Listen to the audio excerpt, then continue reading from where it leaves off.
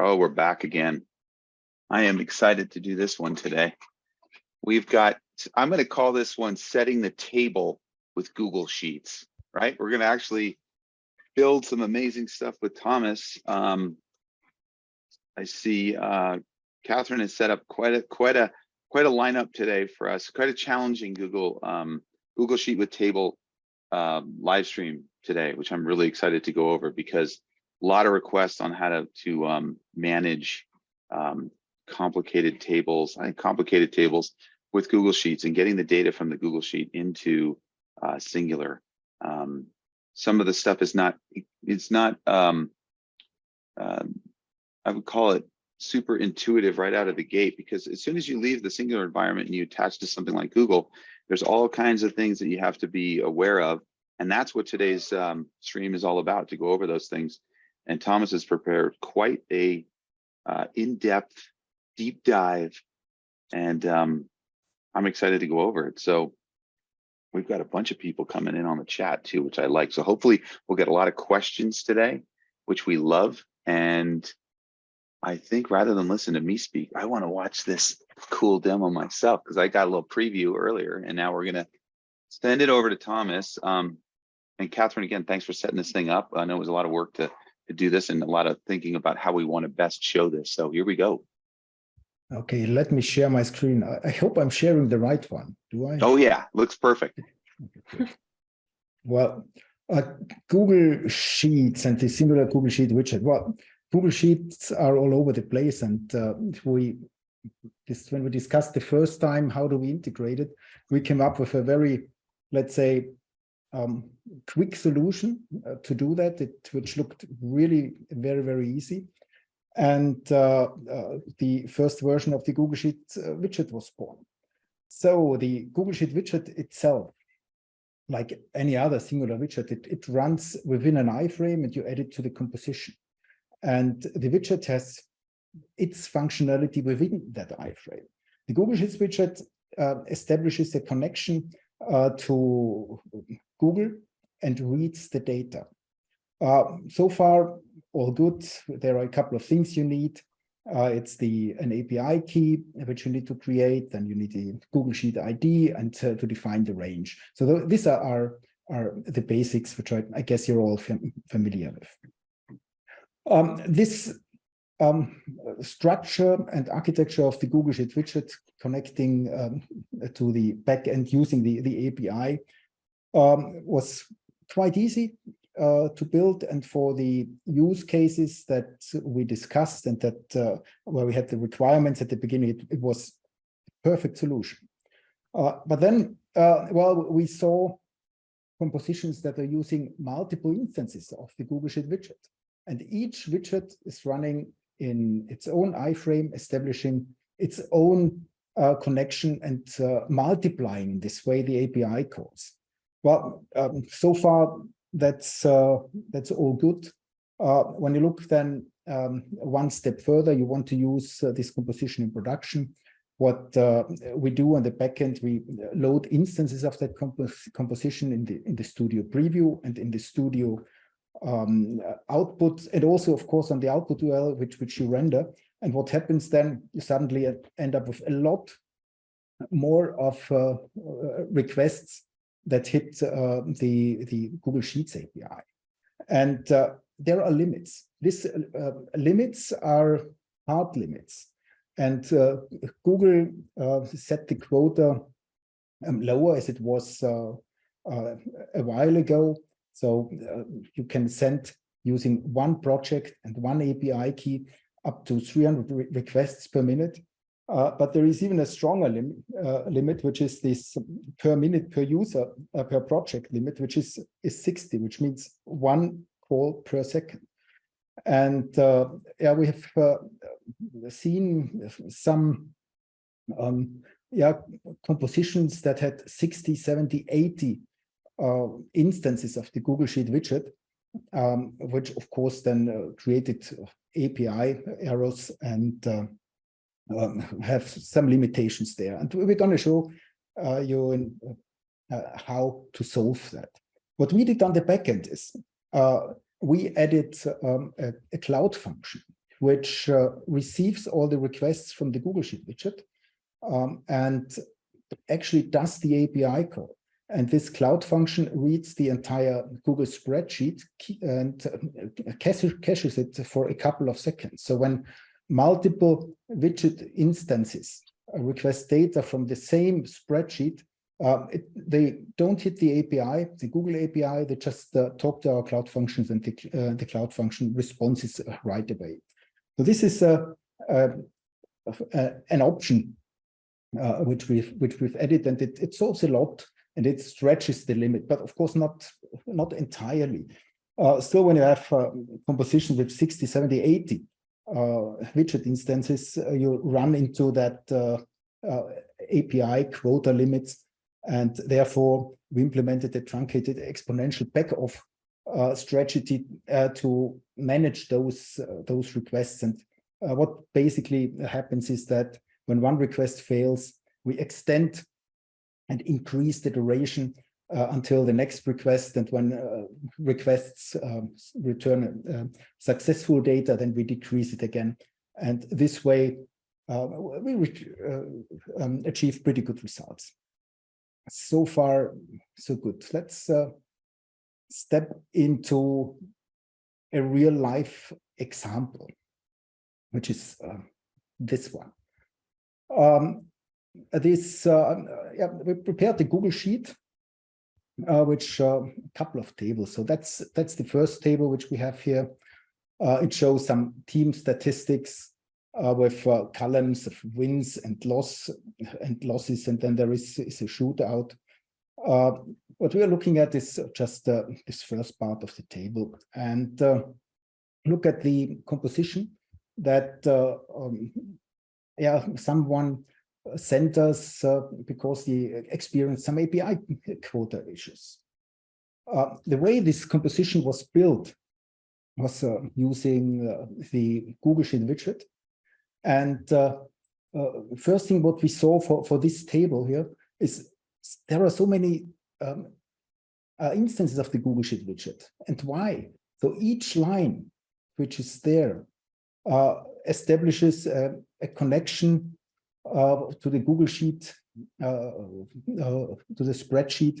Well, what it does, it just selects a different row where the data are connected to. And when you look here at the widget composition, how it's built, and there is a flat structure where the teams, let me just add the background so we can see the actual text widgets.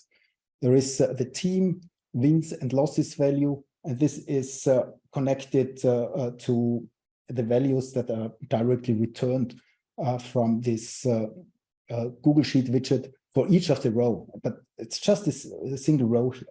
When you look up there, the Google Sheet widget returns the entire table content from the sheet, which is defined, of course, here in the value range.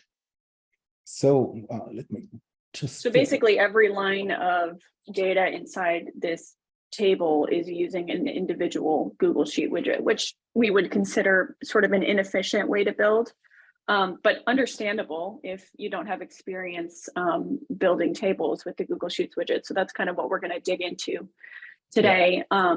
And what I'm going to drop into the chat really quickly before Thomas goes further is a link to an article on the Google Sheets widget. So we recommend that if you don't have experience with it, go through this. And when you get to the tutorial section, after you've set up your API key and all that sort of stuff, there's the final tutorial is how to actually use the table widget inside of the Google Sheets widget. So that's what we're going to cover today and then extend upon. So it's a good reference to have that link right there. Yeah, the 12 instances of the Google Sheet widget, just see the last question, they were brought in by the user. When you add a Google Sheet widget or a widget in general, you just go to the widget browser and go to your Google tools and see the widget there. So you'll add it here, and then you define your spreadsheet ID, your value range, and the API key. This then returns the data from the Google Sheet within the widget composition, and then you can use that.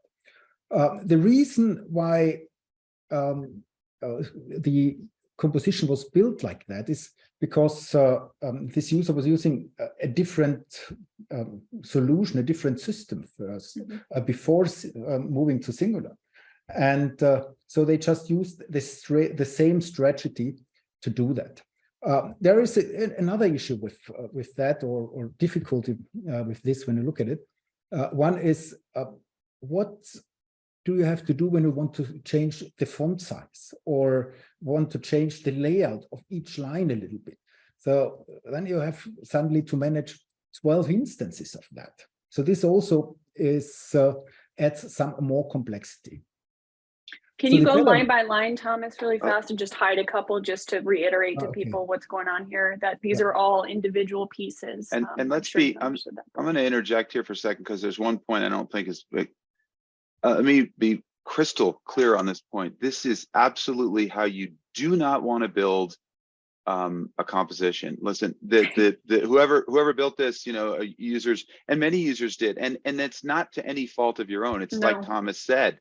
The issue, I think, was other systems handle this connection with Google Sheet differently. You do not want to have 12 instances of the Google Sheet widget in a composition at any time. You want to. Thomas will unfold this sort of this demo and show you how you can do this. Get that data in with one Google Sheet instance. You do not want to have multiple Google Sheet instances. Some users have asked our team, well, how many can I have? And as you will watch this demo, you will realize that in a perfect scenario, you have one. You might have two for some reasons. Is there a quantitative, definitive number that you can have? No. But 12 is not going to work in this example or any other example for that matter. It's too much traffic to Google. So you will hit limits immediately. Yeah, and to add on to that really quick, I mean, there's a reason we didn't limit how many you can add, because it's sort of on a project by project basis, how many calls you're making. So if you're not making frequent calls, then you could theoretically have more Google Sheets widgets. But to Stephen's point, the safest is less is more, especially because you're limited by Google's API. And that's just the reality of it. The number of calls, of course, also depends on your request frequency. The lower this is, the more calls are sent to the Google API, and the closer you may reach the quota. If you deactivate that and just manually request updates from the sheet, of course, then you can have a lot more Google Sheet widgets as you like. It's the combination between the number of Google Sheet widgets and the update, the request frequency. That's what generates at the end the number of API calls towards the Google API. Really quick, Thomas, can you zoom in just a little bit more in your interface, since we're going to start digging into specific. Like this? Yeah. Okay. That's great. Thank you. Yeah. Thanks for mentioning that. Yeah. Okay. So the way we've modified this composition was by combining the Google Sheet widget and the table widget, or in this case, because we have two columns. Now I need to just hide this and show this one here. We used here the grid widget. And the grid widget, it takes also the table JSON, which is returned from the Google Sheet widget. And this JSON structure holds this entire table, which is there, and gives you then access to all these columns and cells. The grid widget itself, it also has a widget composition, and within that widget composition, you define the look of one cell, basically, of one of those lines. You can define, okay, how many columns do I want to have? 1, 2, 3 columns, and then you'll see the layout there. You can define easily how many lines do you want to have in each of the columns? So this gives you an enormous flexibility then in the layout and in operating it.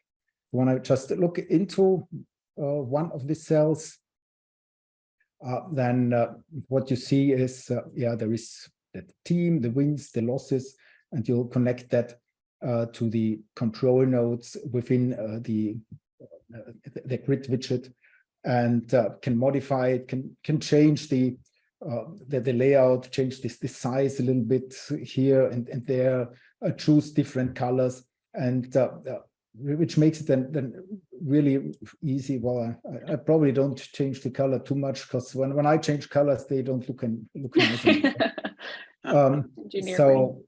Can we speak to the point of just really quickly? This is covered in the article for you guys, like I said before in the chat. But when you're inside in this case, it was a grid widget, not a table widget. They're very similar. But when you go into that, the setup inside is you have to create these control nodes and name them one-to-one to your Google Sheet headers. Yes. So these names in this control node, they need to match this header in uppercase, lowercase, in the same way how you write them here in the Google Sheet, because that's what's then returned from the API. And using the control node, you link and map the text there. And actually, which we see in the next example, you can link these control nodes to any property within or for any widget. Yeah. And if this is confusing to any of you guys, it's understandable, because there's a lot of layers when you get into these more advanced widgets like the grid and table widget. But if you just, like I said, reference that article, you'll be able to wrap your head around those concepts, and then maybe go back and rewatch this and learn some more about what we're gonna dive into, stuff you can do. There's a question in there, and then there's a comment I want to make to help people understand, where are you in the composition? We see where Thomas's mouse is right now, where it says Google Sheet Tables. Just move to your right. There you go, exactly. So you have to imagine you're basically nested down. You're at the root level of this composition is called Global Sheets Table. And then Thomas is going, there's the sub composition. Now he's going to go down one level. Now he's in the Google Sheet widget. He's going to go hit the edit button to go down. He's digging down the tree. Now he's dropped a grid widget, which is dependent on its own sub composition. So we've gone down another level, right? And this is where he's defining that piece of the grid, I'll call it. And someone just asked, what's the difference between the table and the grid? They're structurally, they're identical, but their feature set is the grid will allow you to do rows and columns, where the table will not, if I'm not mistaken. Let me see. There's just more extended functionality in the grid. But they're functionally identical. There is no difference. And absolutely right. And actually, the table widget is the widget we're going to use in our next example. Yes. Yeah. So for this table widget, we've prepared this one here. So and again, it's the darts scores of a competition which one of our partners did with the actual, well, I don't know if that's just testing or the board, or if this real data. Some of them, well, this would more like be me. We don't. Maybe that is real data then. We don't want to miss. I think I like that time. We don't want to misrepresent. Maybe I don't know if United Rugby actually won this tournament. I think it's to your point. So yes, but this is an example of a real world customer that did a darts table. And I don't know if this was the actual results, but this is a good one because somebody streamed this. It's part of the table that we got, and this order, the position number, was the way the teams were throwing at the dartboard. So this order was quite important. because then it was easy just to maintain, just go top to bottom and fill in the numbers. Yeah. The composition looked like that. So of course it's connecting to the table and with the API key and the spreadsheet. Then there is in the background, there is this nice styled background with some darker and lighter elements. So you get this alternating look and feel. So when we look at this, at the composition, then what we see here is there is a table. And the table actually looks pretty similar to the grid widget, well, except as Stephen mentioned, it always has one column. And there, what we do is we just linked the content to the table JSON, and then further we can show also the layout, can modify the spacing between the lines.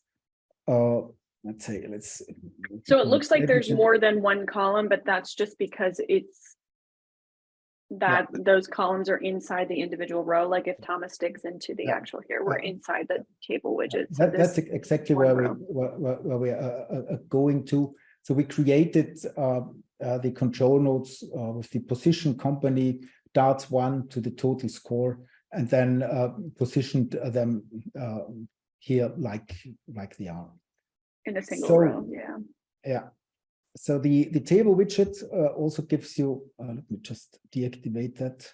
The table widget also gives you the flexibility to define the number of elements per page. And also you can define then which page you actually want to show. And then it does nice page transitions.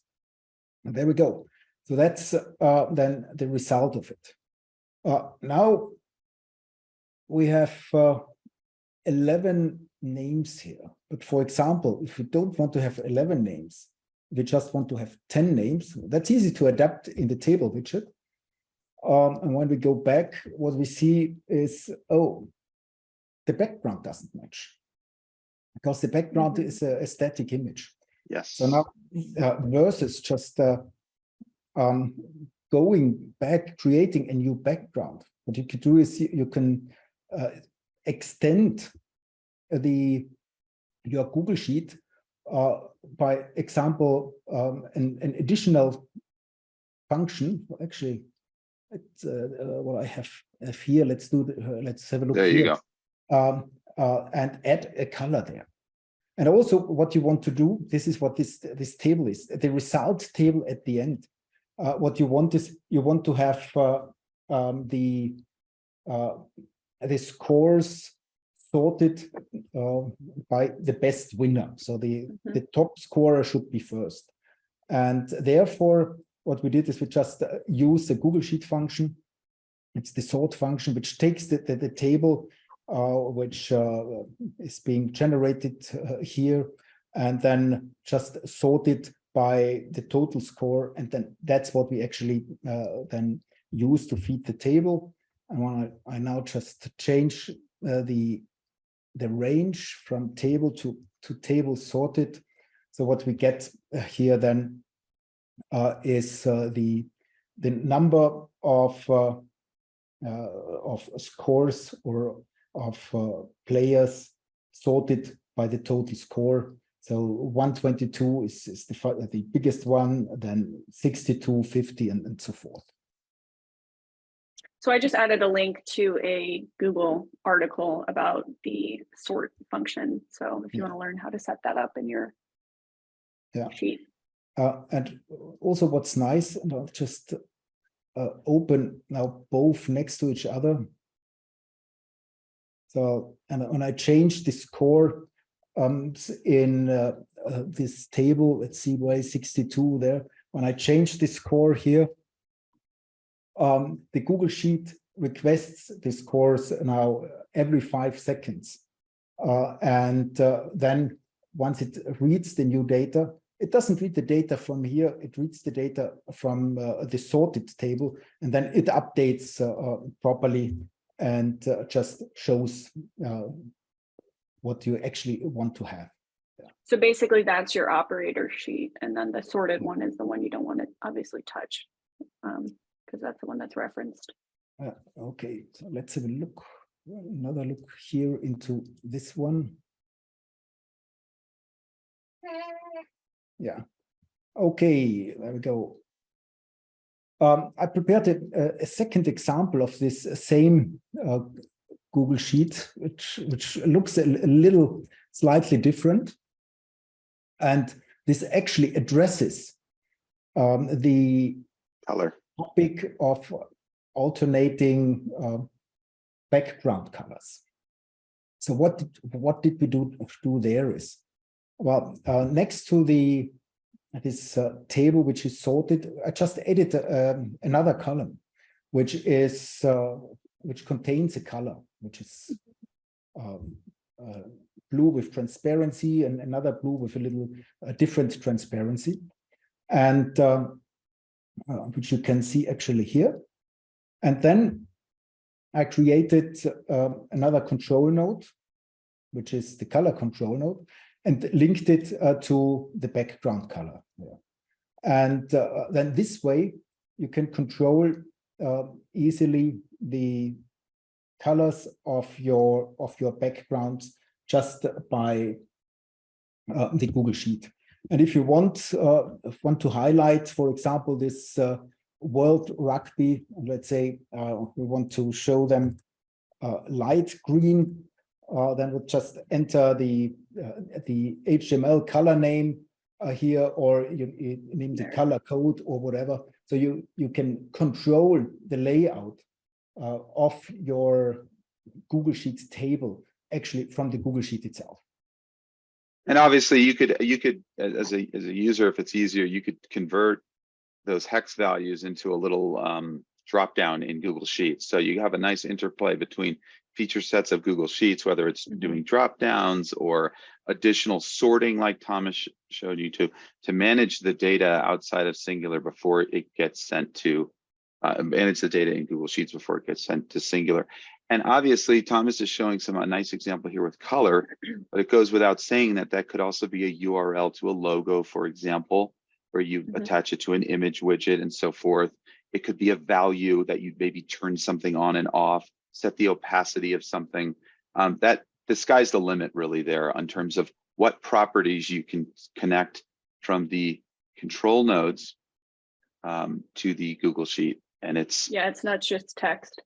For example, if you have an arrow that's pointing up or down, if you're doing sort of like a stock table, if you want to spin the arrow up or down, it maybe point it up or down, use the same image and just send it either a 0 or 180 value and connect it to rotation, for example.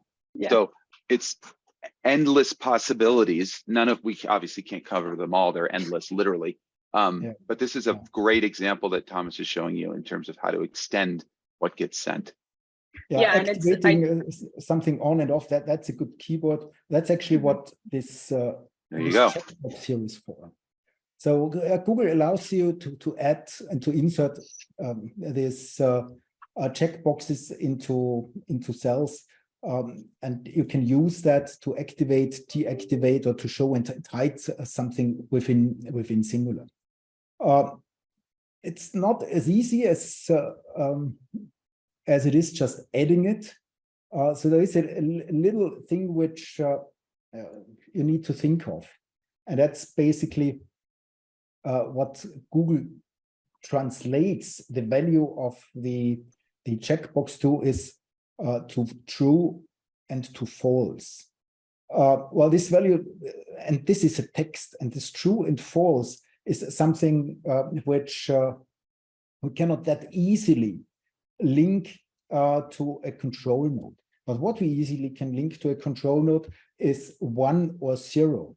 So I've added another column here, which just converts or sets the value of this cell to 1 if this is true, or to 0 if this is false. So now when we just go to the table and we select this is number 5. And there we go. So now this is true and this is converted to 1. And when we look at the Google Sheet, so this line now is highlighted. How is that handled within the Google Sheet and within the table widget itself? Because that's actually the interesting thing. What we have here is I've added a rectangle, which is which is just the outline, which is a frame here, and linked that the visibility of this to a control node, which is this highlight control. And that's something that I recently just really quick learned, is that checkbox, that's a checkbox control node, that visibility. And you can control it through numbers 0, 1. I think it was, you said there's true, false, you could say, or a couple other things besides just using another checkbox control node. Yes. So if you have true and you write it lowercase, then that's fine. But just think about 0 and 1. 0, then it's hidden. 1, and then it's activated. And using this, when we also look then at the table itself, where is my Google Sheets widget? There we go. Look at the table data itself.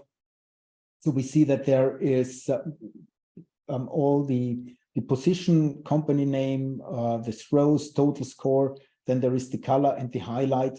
And this then is all data that are sent to the Google Sheet, that are fetched by the Google Sheet widget. And you can easily control it from your input sheet, highlight multiple of the players. Let's highlight some of them which we see there, and then you'll see them on the output appearing after a few seconds, depending on the update frequency you selected. In your table sorted version, I just want to reiterate that you're basically translating these checkboxes to 0 or 1 values, because that's what needs to be sent to Singular. Right. So so there's a function in there. There is a function that says, if the text here is true, then set it to 1. If otherwise, set it to 0. So that's a standard Google Sheet function, and it's explained pretty nice within this online help. Okay, yeah, and you guys might be new to functions, but they're really helpful. Do you mind copying that and pasting that into the chat in case? I have to say, I love the comment. Life is getting easier and easier. That put a big smile on my face. Or it's getting more and more complicated because there's so many cool things you can do with this Google Sheet Google Sheet with table or grid nested under it. That's another way to put it. Again, the table and widget, because I didn't make this comment earlier, you have to think about it as those two widgets do all the processing of that big array of data, which effectively what it is when you see it. It does all that for you, and it drops it into grids, or tables, and it does all the lifting for you. So you just define one row or column and go. And it's understandable if you run into a lot of hangups, because it's you got to wrap your mind around these concepts before you can get really fluent with it, and then you can start to do some really cool stuff. Yeah. So that's say a quick overview of some Google Sheet best practices and options that you have with, on one hand, utilizing Google Sheet functions with sorting a table and just linking a different table than you use to enter content to the Google Sheet widget. There is one more topic which I'd like to show you. Some use cases, it might not be enough using the Google Sheet widget and creating widget compositions to link the data. So what you can do then is you can utilize the Singular composition script and combine it with the Google Sheet widget. So that's an example which I just added here. So what this does here, there's a Google Sheet instance with the spreadsheet ID, the value range, the API key. And when you look at the widget composition, there is nothing. So, because what I'll use here is the composition script. And it's the root composition script utilizing the message listener function. What the Google Sheet widget does is it sends periodically a message including all the Google Sheet data to the composition script. And with that, and this code here ensures that it reads only the Google Sheet messages from that widget on that particular composition, and then it prints the data which are there. And when we look at this table JSON, then we see again exactly the content and the same structure of the JSON data as the Google Sheet widget internally uses. And with that, you have the data in your composition script, and you can use standard JavaScript and all functions from the composition scripting tutorials to deploy, to process, to sort data then throughout your subcompositions. So then your Google Sheet data is essentially not contained contained within the widget itself. You could access it anywhere in the composition. The Google Sheet widget is then the data link, and it regularly just fetches data, and you just need one, and then can reuse all the content which is there as many times as you want. So this is kind of, I guess, just like a teaser, right, into a potential part 2 if you guys are interested in using the Google Sheets widget in combination with scripting. But we do have a couple questions we haven't addressed yet in the chat. So there's one up here from Connor. Are there plans to allow a vertical column to be used as the header points instead of vertical row? I don't know if I don't know if I understand that. Vertical column. I'd say theoretically, theoretically and practically, it would be possible. We haven't implemented that. Does that mean that like your side, like first column down the row, would be the headers? Yes, it's like you have here names, position, score, and then you'll have this here. Basically swapping the orientation of how the sheet reads. The data. We don't have that, and we actually haven't thought about it because the standard definitions of Google Sheets and all the Google Sheet API functions, it strictly contains rows and cells, and the header is usually managed within a row. We could swap it. It would be possible to swap. Connor's saying that for team sheets and sports where you have like 15 to 20 people, it's easier to see. Yeah, it's a good point. It's a good point. It's a very good point. There was another question coming up here. Is it possible to update the Google Sheets data from a Stream Deck button instead of a UI button?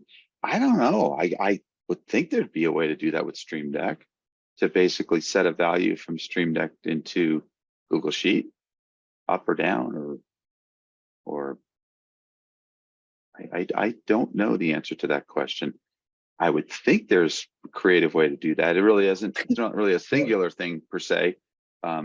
So do I understand that right? You want to set like a checkbox from the Google or from the Stream Deck.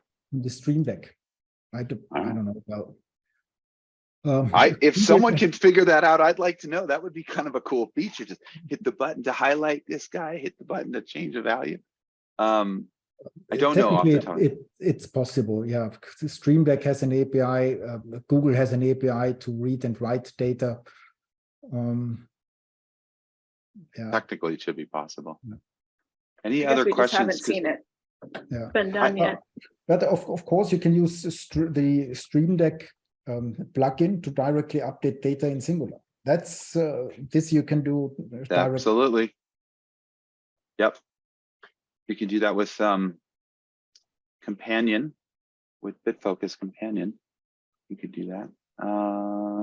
Someone has built a Google extension. Suzanne. Oh, okay. I have a couple of comments because having built, I don't even know how many tables and grids with and without Google Sheets. Some of the gotchas, I'll call it, things that might trip you up when you're going down this journey of getting really comfortable when to use sheet, or I'm sorry, grid or table, and or just troubleshooting.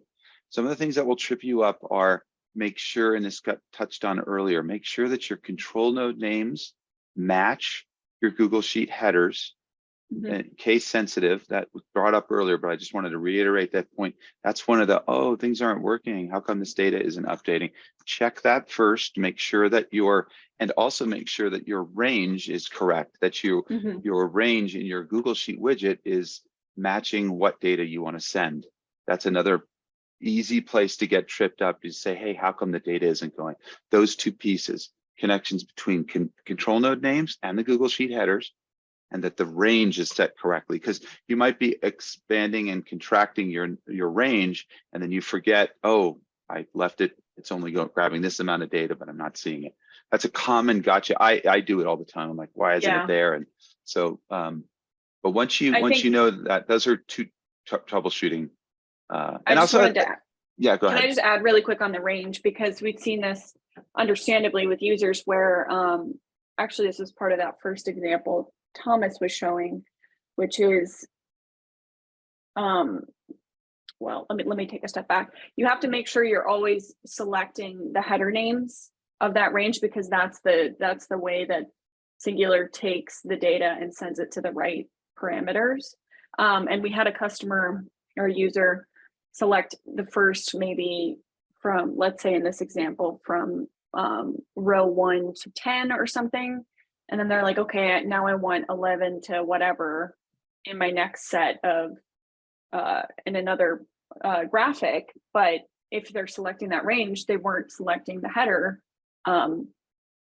names. And so then it's not going to work. So just make sure in your range, you're always selecting that header section. Yeah, we can show what happens when I select the from A2 instead of A1.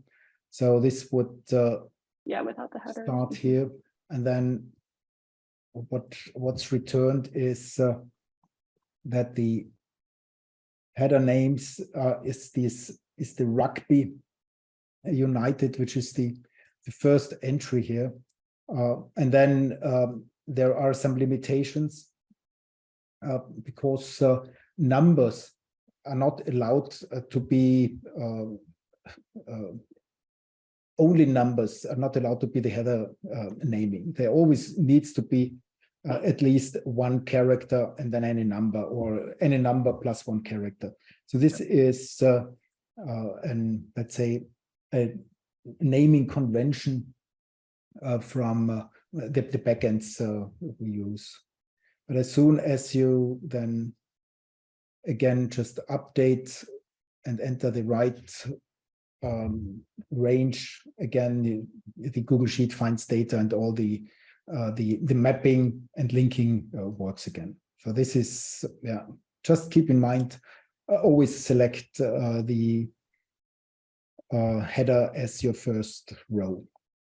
I think there's also a couple different things. I don't know if this was resolved recently, but symbols. I don't think you can put symbols in your headers. Is that correct?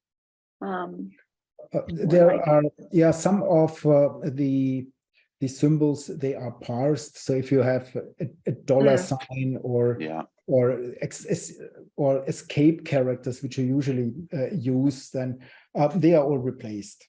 So we take care of that. Okay, so we do manage that now. Okay. Yeah. Another question about very specifically back to, which is, Thomas, can you just come over to the Google Sheet widget, the properties? That, there you go. See the update Google Sheet data? I think what Connor's referring to is he wants to connect a Stream Deck button to Google Sheet. To that button. Yep. Yeah, you say just Call it update or update. Yeah, something like that. Yeah, you can link that. There we go. yeah, so that would give you a button, and then you could trigger that from Stream Deck. Should be able to. Yeah. So of course there are now many instances of the Google Sheet widget there, but when you click here, then you'll see that the Google Sheet widgets are request are okay. Oh, That's because you got that comp has so many Google Sheet widgets in it. Yeah. That. There it is. That's because of the also the Google Sheet within this composition, which is using 12. They are frequently updating and reading the Google Sheet. So that's where you see all that. You see all the traffic right there in the console of Google, right? You can see it right there. Why? Because in this composition, we still have the first part of Thomas's demo where he has in the team standings subcomp, he still has all those other Google Sheet widgets, which you again are never going to do because you're only going to use one. And also, I think it's worth mentioning, for those of you who are more fluent with this widget, you might already know this, but every time you have an output open, it's going to be making calls to the API. So like, let's say you've got one floating on like just one output of your show on your desktop, and then there's also one used in your production workflow. It's going to double up on the request. So if there's windows you can close out, if you're running into API limits, that's, I think, the first place that we recommend you start to reduce those calls. Back to Connor, just add us again here. Would it be the quote set overlay content action on the Stream Deck app? It won't let me add a button trigger here that I can see. Honestly, yeah, it'd be like a 0 or 1, right? Maybe like you send a 0 or a 1. You know, honestly, I haven't specifically done that I can think of recently. I probably have, so I'd have to dig in and find where that is. Yeah, Connor, can you send us a ticket, and then we'll just work with you to try and okay, cool. Because that's a cool yeah, absolutely. It's a good one. More questions, anyone? We need more questions. We love our questions. This makes sense. Hopefully it's super powerful, but it just takes a few repetitions. And once you do it, once you do a few tables and you start setting colors and maybe logos and on and off values and highlighting like Thomas showed, it's just endless what you can do. Let's see. Elgato works with us. So we have 8 Stream Decks in our OB trailer. So try to make them all useful. Awesome. That's so great. Yeah, Stream Deck is it's always easier to click a button, right? It is. It really is. It's a physical button. In many cases, it is. Absolutely. You just hit the button and it take everything out, take everything in, set, highlight, all this great stuff. I think, have we covered everything? I don't see any more questions. And we're coming up on about 40, 45, 50 minutes here. So we might wrap this up pretty quick. I'm just trying to think of any other common hangups that people have run into. You know, one other thing, like Thomas said, like where Thomas is using multiple tables. Using multiple sheets within a Google, you know, and sending stuff in one sheet to another, and that's where you actually are sending the data from.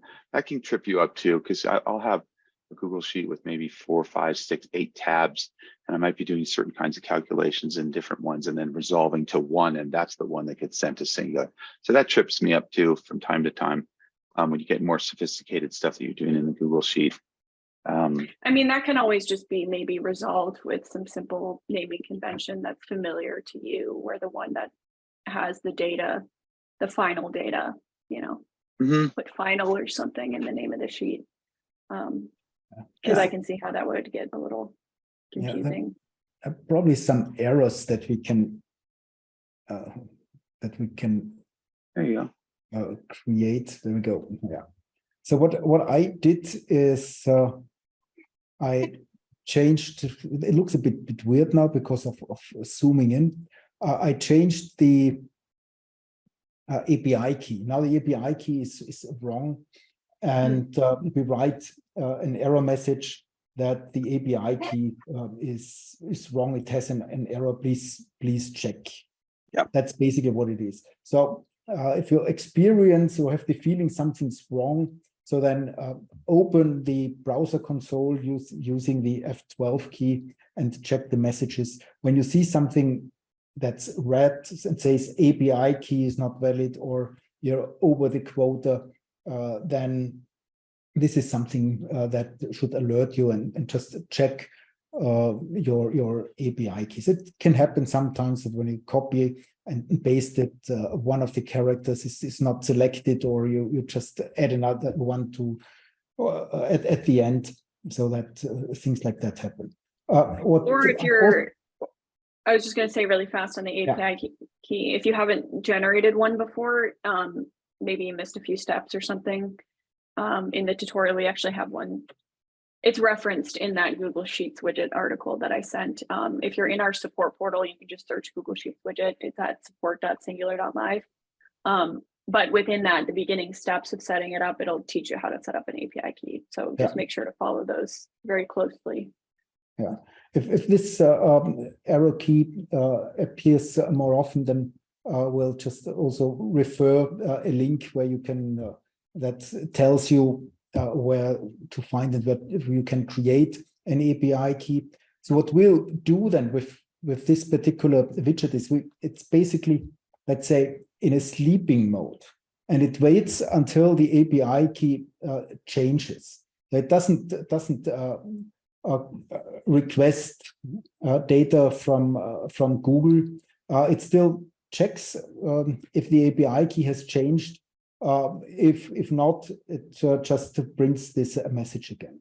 What I want to point out is here this message, which says there an error occurred with this call, and if this error occurs, we increase the request frequency. So which gets longer and longer the more errors occur, and when calls are successful return, then this request frequency is reduced to that one which you actually have set here. And I want to just delete the last character again, and at the end here we will see that all calls are executed properly, and there are no errors printed in the console log anymore. So when there are errors, so I understand this correctly, when there are errors, the sheet will try and keep making calls until the errors are resolved. Is that essentially what? Yes, that's what it is. Okay. This is the truncated exponential back-off strategy, where you retry requests, but with a longer gap in between. And once requests are successful, then you just reduce the duration between calls to that one which actually was selected then by the user within the UI. We're protecting you from yourself, so to speak. And to that point, what should the request every pound-second be? That's a question that has been asked of me many times. Well, it's a question of who wouldn't want to go in there and say, I want it to be as fast as possible? It's Yeah, like I would. having a car with a turbo and not using the turbo. I get it. I want it fast, instant now. But Yeah, why not? honestly, Right. what you want to ask yourself is, what do you need? Do you really need it to be requesting that quickly? And what Thomas has done with this latest version of the Google Sheet widget is exactly what he described. If it is set to request data so quickly, like down to 5 seconds or what have you, and Google is not processing and errors start to come in, we will automatically slow those requests until they catch up and then go back to the setting you have. So long-winded answer to the question of how fast should that be, set it to, honestly, it's the craziest sound, is to the slowest you need for what you need to get done. If you do need faster requests, set it to fast. And if it doesn't do it, bring up the developer console and you will see where the errors are taking place or the truncated requests are happening automatically behind the scenes that you don't know. So yeah, it's just because if you don't need the fastest request time, then don't set it to that. If you only need this every 30 seconds, set it to 30 seconds. So it just depends on whatever production you're doing. There is a minimum option though, right, in the request frequency? Yes. That's been limited. Yeah, it's 5. You can't go below 5 seconds, and of course, between 5 seconds and 300 seconds, that's the range we defined. So I guess that kind of clears it up for anyone watching that needs high-speed data. This is not going to be the solution for you, but it's a great solution for stuff that 5 seconds is still pretty fast. Oh yes, and we have high-speed data solutions as well. We're not going into that right now, but it would not involve using a Google Sheet.